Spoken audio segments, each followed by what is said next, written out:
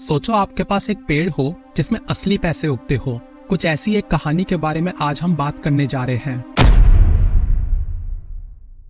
कहानी की शुरुआत पॉल कैम्बल नाम के एक रियल एस्टेट एजेंट से होती है जो जमीन खरीदने बेचने का काम करता है, लेकिन वो एक नंबर का चंट आदमी है। जब भी कोई प्रॉपर्टी बेचनी होती है तो उसमें खराब चीजों को सही करने के बजाय बस चीजों को ढक के लोगों को बेवकूफ बनाता।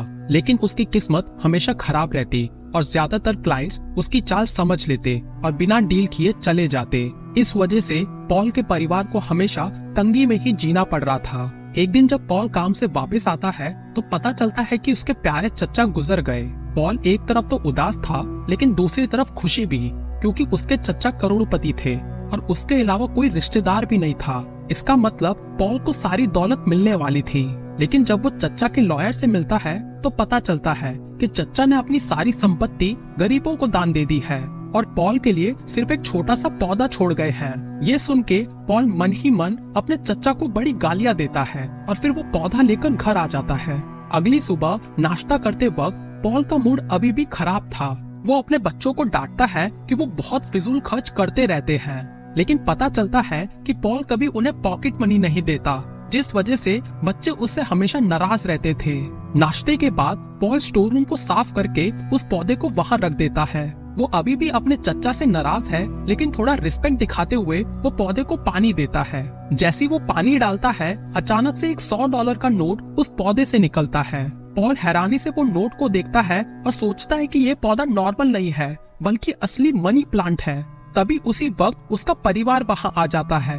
वो उन्हें ये बात बताने के बजाय टॉपिक चेंज कर देता है और उन्हें वहाँ से भेज देता है। असल में वो नहीं चाहता था कि उसके परिवार को इस मनी प्लांट के बारे में पता चले। अगले दिन जब पॉल काम से वापस आता है तो तुरंत स्टोर रूम में जाता है देखने के लिए कि और पैसे उगे कि नहीं। उसकी खुशी का ठिकाना नहीं रहता जब वो देखता है कि पौधे पर हजारों डॉलर्स लटक रहे थे। इस तरह पॉल पौधे से पैसे निकालता रहता है अपने परिवार से छुप छुपा कर। फिर एक दिन एक बूढ़ा आदमी टिम उसके घर आता है जो कहता है कि वो उसके चचा का दोस्त था। वो अपने एनजीओ के लिए छोटी सी डोनेशन मांगता है और पॉल जो अच्छे मूड में था उसको $1000 का चेक दे देता है। ये देख के उसके परिवार की आंखें फटी रह जाती है। फिर जैसे ही टिम जाता है पूरा परिवार पॉल से सवाल करने लगता है कि उसके पास इतने पैसे आए कैसे। लेकिन पॉल फिर झूठ बोल देता है और कहता है कि उसने आजकल बहुत सारी प्रॉपर्टीज बेची हैं। जैसे जैसे दिन गुजरते गए पॉल एक अमीर आदमी बनता गया। अब वो डिजाइनर कपड़े पहनने लगता है और आखिरकार अपने दोनों बच्चों को पॉकेट मनी भी देना शुरू कर देता है और घर में भी कई सालों के बाद खुशी का माहौल बन गया था। इसके बाद हम एक बिल्कुल बदला हुआ पॉल को देखते हैं। अब उसे छोटी छोटी चीजों की परवाह नहीं होती और वो हमेशा और ज्यादा पैसे उड़ाने के तरीके ढूंढता रहता है। एक बार उसने बहुत महंगी घास काटने की मशीन खरीद ली, जबकि उसके घर में ज्यादा बड़ा गार्डन ही नहीं था। फिर एक दिन उसके साथ काम करने वाला दोस्त जैक उसकी पुरानी कार का मजाक उड़ाता है तो पॉल गुस्से में आके एक स्पोर्ट्स कार खरीद लेता है। लेकिन वो ये गलती कर देता है कि वो सारा पेमेंट कैश में करता है, जिससे कार डीलर को शक हो जाता है। डीलर को लगता है कि पॉल कोई गैर कानूनी काम करता है, इसलिए वो तुरंत पुलिस को इन्फॉर्म कर देता है। जल्द ही डिटेक्टिव मिलर वहाँ आ जाती है और कार डीलर से सारी जानकारी लेती है। जब वो सब कुछ समझती है तो उसे भी लगता है कि पॉल किसी गलत काम में जुड़ा है, इसलिए उसने फैसला किया कि वो उसे रंगे हाथ पकड़ेगी। दूसरी तरफ पॉल अपने ऑफिस जाता है और जैक को अपनी महंगी कार दिखाता है। जब जैक उससे पूछता है कि इतनी महंगी कार कैसे खरीदी तो पॉल कहता है कि उसके चचा उसके लिए बहुत सारा पैसा छोड़ कर गए थे। इसके बाद वो घर जाकर अपने परिवार को कार दिखाता है। बच्चे तो नई कार को देखकर खुशी से झूम उठते हैं, लेकिन उसकी पत्नी ग्रेस को शक होने लगता है। वो पॉल से पूछती है कि सच सच बताओ कि पैसे कहाँ से आ रहे हैं, लेकिन पॉल उसकी बात को टाल देता है।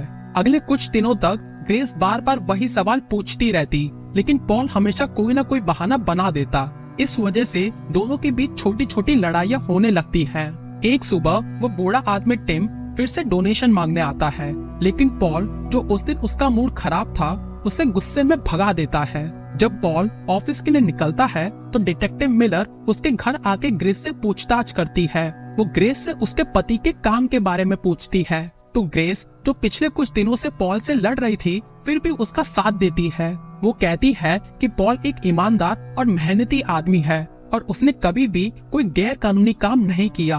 डिटेक्टिव मिलर समझ जाती है कि पॉल के परिवार से कोई मदद नहीं मिलेगी, इसलिए वो खुद पॉल के बारे में पता करना शुरू करती है। उसे पता चलता है कि पॉल ने पिछले महीने एक भी प्रॉपर्टी नहीं बेची, तो उसे और यकीन हो जाता है कि पॉल कोई गलत काम करता है।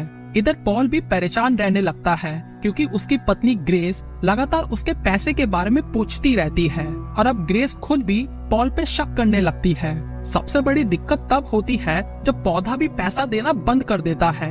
पॉल सोचता है कि किसी ने उस पर जादू टोना कर दिया है, इसलिए वो सब लोगों को पैसे बांटना शुरू कर देता है जो उसके बारे में बुरा सोचते थे।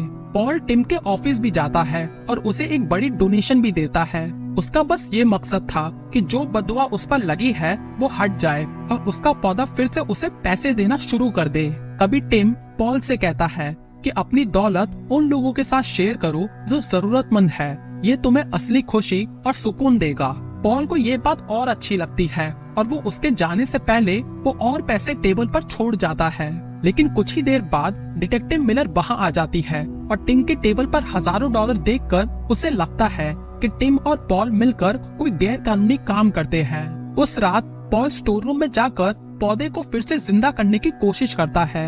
एक पॉइंट पर वो बाइबल पढ़ने लगता है, ये सोचकर कि शायद भगवान उसकी मदद कर देंगे, लेकिन इसका कोई फायदा नहीं होता। फिर अगली सुबह पॉल अपने लिए कॉफी खरीदता है, तो वापस जाते वक्त उसे एक गरीब आदमी मिलता है और पॉल अपने पौधे को जिंदा करने के लिए दान पुण्य कर रहा था, तो वो उस गरीब आदमी को $100 दे देता है। लेकिन पॉल के जाने के बाद डिटेक्टिव मिलर वहाँ आ जाती है और वो गरीब आदमी के पास इतना पैसा देखकर समझ जाती है कि ये भी पॉल के साथ गैर कानूनी काम कर रहा होगा, इसलिए बिना कुछ सुने वो उस गरीब आदमी को गिरफ्तार कर लेती है। इसी बीच हम देखते हैं कि पॉल को अपने बेटे के फुटबॉल मैच देखने के लिए जाना था, लेकिन हमेशा की तरह वो बिना किसी को बताए घर से निकल जाता है। ग्रेस पॉल को कई बार कॉल करती है, लेकिन पॉल उसकी कॉल नहीं उठाता। तो आखिर में ग्रेस अपनी बेटी कैरी के साथ पॉल की फैक्ट्री जाती है उसे ढूंढने के लिए। जब कैरी एक अंधेरे कमरे में जाती है तो वो एक गड्ढे में गिर जाती है जो कपड़े से ढका था। वो गड्ढा पॉल को पहले ही ठीक करना था, लेकिन उसने समय बचाने के लिए बस कपड़े से ढक दिया था। अब उसकी बेटी को उसकी लापरवाही की कीमत चुकानी पड़ रही है। इसके बाद हम हॉस्पिटल में देखते हैं, जहां पता चलता है कि कैरी का हाथ फ्रैक्चर हो गया है। पॉल के दोस्त जैक को उस पर बहुत गुस्सा आता है क्योंकि वो हमेशा काम से भागता रहता है। बाद में पॉल को अपनी गलती का एहसास होता है और वो अपनी पत्नी के सामने रोने लगता है। उसने हमेशा से जिंदगी में काम चोरी की थी और इसी वजह से उसके परिवार को तंगी में जीना पड़ा। तभी ग्रेस उसे माफ कर देती है और एक नई शुरुआत करने को कहती है। उस रात पूरा परिवार कैरी को हॉस्पिटल से घर ले आया और सबने आखिरकार सुकून की सांस ली। पॉल अपने परिवार से माफी मांगता है और वादा करता है कि वो हमेशा उनके साथ रहेगा और कभी उनका साथ नहीं छोड़ेगा। लेकिन अगले दिन सुबह डिटेक्टिव मिलर उसके घर आकर उसे गिरफ्तार कर लेती है। जब पॉल जेल में गया तो वहाँ वही गरीब आदमी को देख चौंक जाता है और टिम भी वहाँ होता है और वो सब सच बताता है। टिम कहता है कि उसे मनी प्लांट के बारे में पता था। असल में उसने ही सबसे पहले उस पौधे को ढूंढा था। जब पॉल के चाचा मुश्किलों में थे तब टिम ने ही उन्हें ये पौधा दिया था, ये सोचकर कि ये उनकी मदद करेगा, लेकिन उसका उल्टा ही हो गया। जितना ज्यादा पैसा आया वो उतना ज्यादा लालची हो गया। टिम पॉल को यही सलाह देता है कि वो हमेशा दूसरों की मदद करे। कुछ देर बाद तीनों को जेल से रिहा कर दिया जाता है।